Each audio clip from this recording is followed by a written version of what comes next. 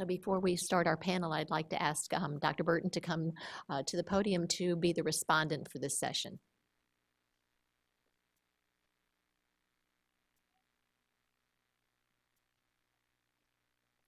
So I want to thank the Planning Committee for involving me today. We've heard some wonderful models and also about how to help implement our models. I think that one of the things that really hasn't been said, and I've tried to listen for it in the 2 days, if you didn't recognize the passion that the people who are providing these models of care have to provide the care, then you weren't listening correctly. This is not a job. This is our passion.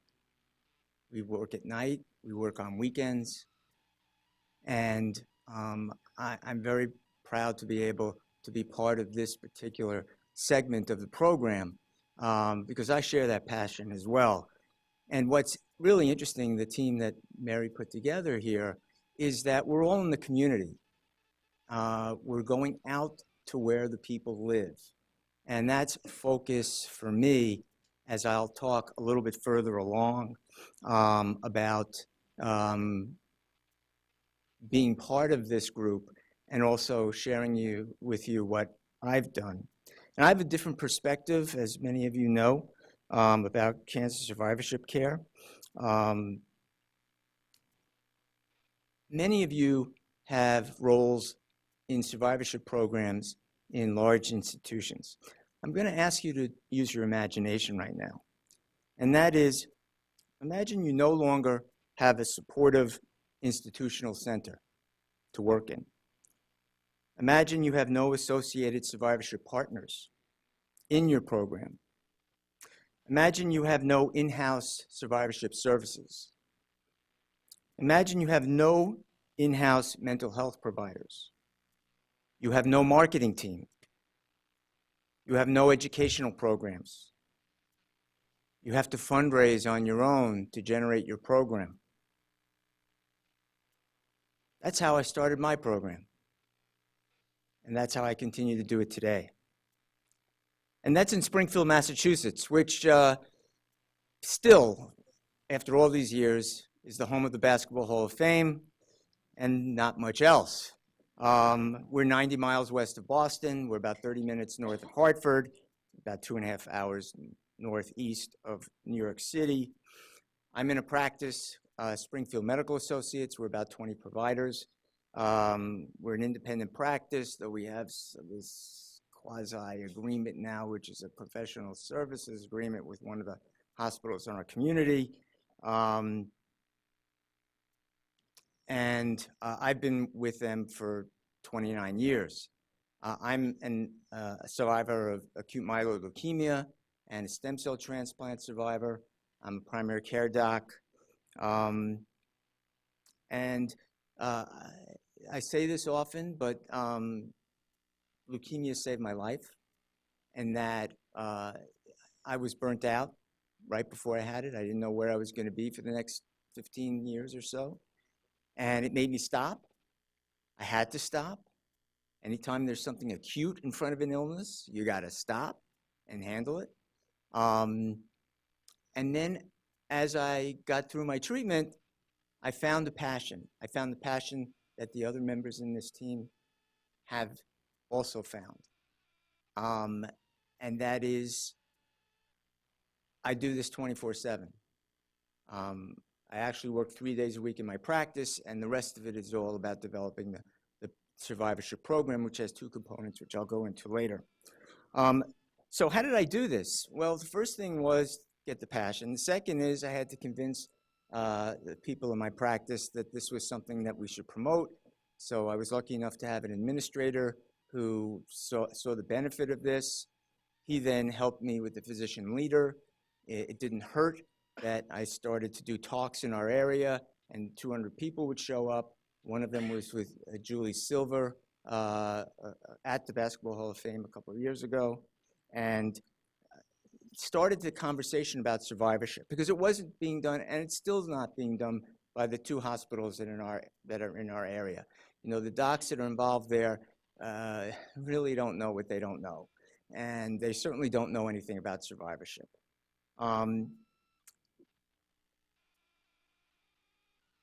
So I started giving talks about this in October of 2013, just to give you a framework of time. Then I had to develop a primary care chart, and this is something that is a real crusade for me.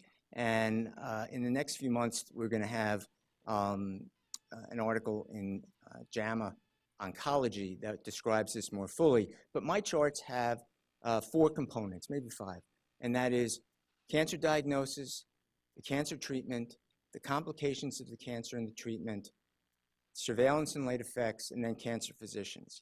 And I may be the only doc in primary care that is doing this in the country. And if I'm not, I'd like to hear who else is doing it.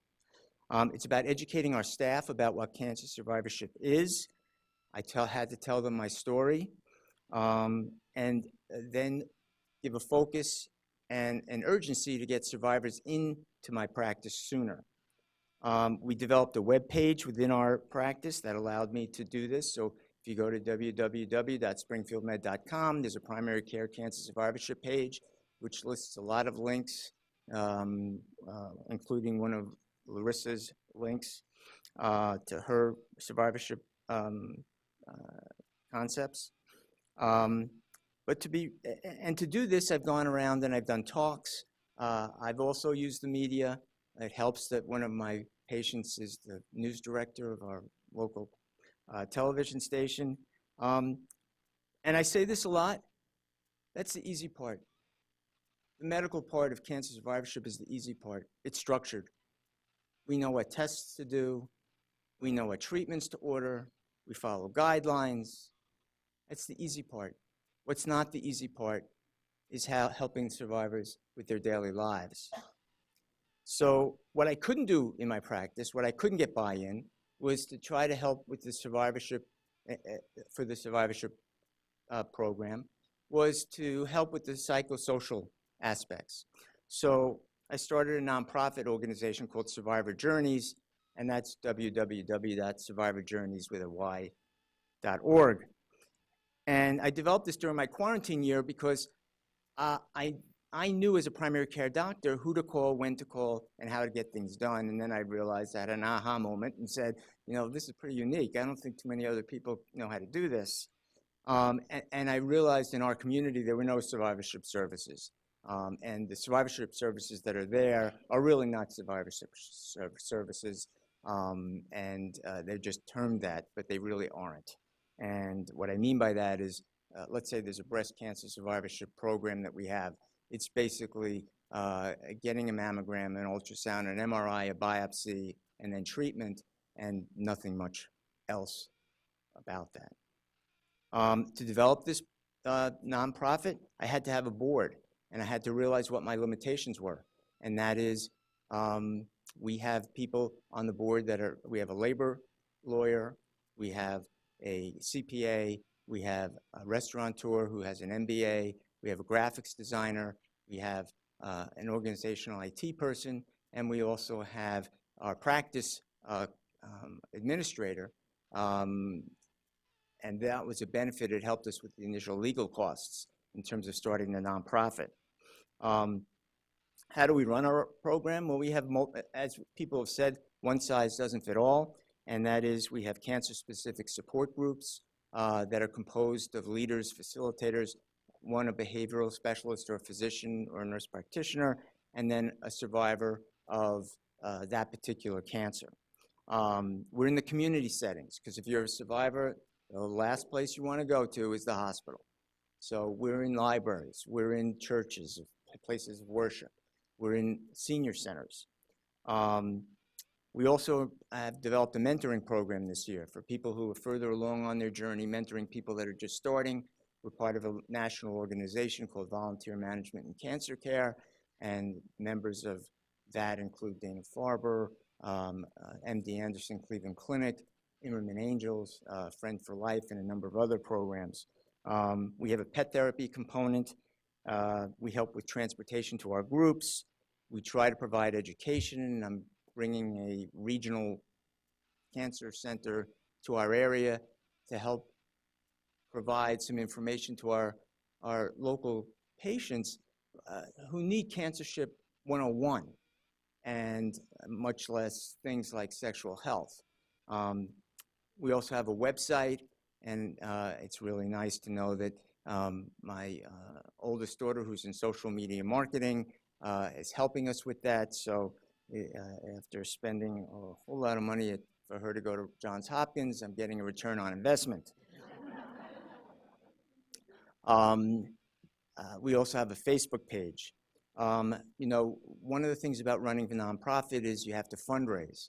And I'm going to say to David, sign me up in terms of for grants.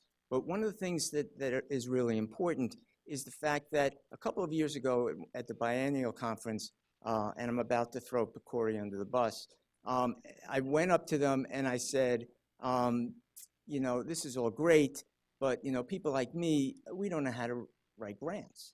And so why don't you connect us with grant writers? Well, that was shot down. I think we should revisit that. I think there are a lot of people doing really great work that just don't know how to write grants. And really, you know how to connect us to grant writers. Let's make that happen. In terms of outreach, we've spoken about that. It's outreach to not only survivors and their caregivers and their families, but it's outreach to practitioners, oncologists and primary care docs who don't know anything about survivorship. It's an outreach to employers, which is a great way to get survivors involved.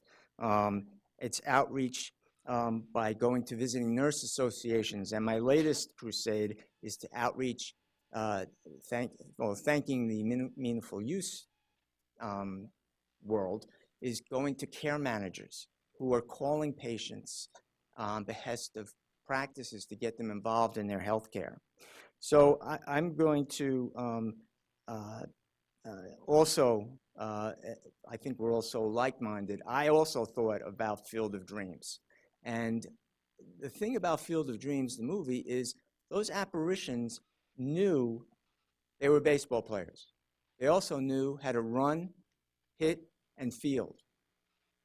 Our cancer survivors know they are cancer survivors. Well, they know they're cancer patients. They don't have the tools to be a survivor. That's what we have to do. We have to help them with the tools. I think that's what all of us are doing on this panel today.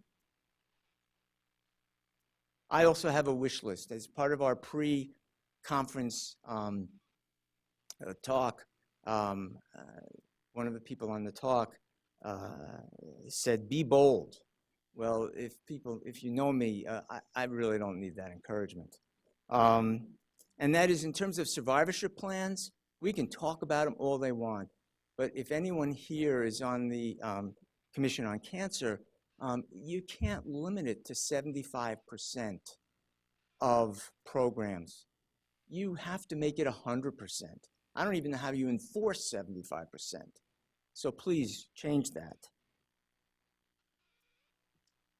I'm going to be talking a little bit about the primary care chart to anyone who will listen.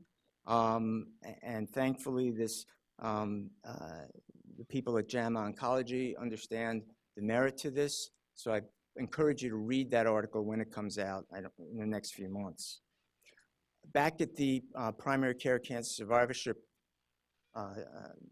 Program conference that was in San Diego in January, I had brought up to the members of ASCO, ACP, and AAFP about having a position paper about improving the cancer patient's chart in primary care. I really think we should revisit that. I should not, I don't know how we move forward in caring for our cancer survivors if we don't have a strong primary care chart. That's a living document. That's not part of just patient documents where all of these other survivorship plans are going to go in the electronic health record and will never be referenced again unless they're part of every encounter. Educating our survivors and our community is very important. I won't go into detail further about that, but I do think that major centers really need to go on the road, like David's mobile unit in that go out to your communities that are funding you and do educational forums. Help them with survivorship. You know, there's a great series, the GW e-learning series, and it's wonderful, but I don't think anyone's reading it. We have to find ways to get people to look at that are primary care docs. I'm part of a developing fledgling primary care initiative with Larissa Nekliudov in terms of we want to go out and develop a type of speakers bureau where we talk about cancer survivorship in communities where it's not happening. So again, we're looking for funding for that. You find us and we'll gladly take the money. And then, you know, something I've learned in this talk, in this two-day conference, is that there are bridges. I've always thought of myself as a bridge in terms of survivorship, where I'm a doc, I'm a survivor. I understand the angst of the advocates and the survivors. I understand that. I understand the limitations of the doctors. I think that we need to maybe find a way to get the people who are the bridges together. I think we could jumpstart this even further because we've lived it. I've lived it. I know what works, I know what doesn't work, and I can't be the only one. And then the last part of this is I titled Get Me in the Room. And that is, there are a lot of wonderful organizations from the Moonshot program to all these different cancer fundraising entities.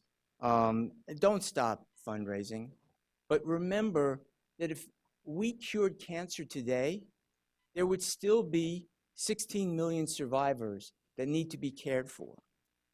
And while many of them don't have a caregiver, many of them have more than one caregiver. So really, exponentially, it's not a stretch to say that there are 40 or 50 million people affected in survivorship. And we have to, with David's help, implement ways to make it better. Thank you.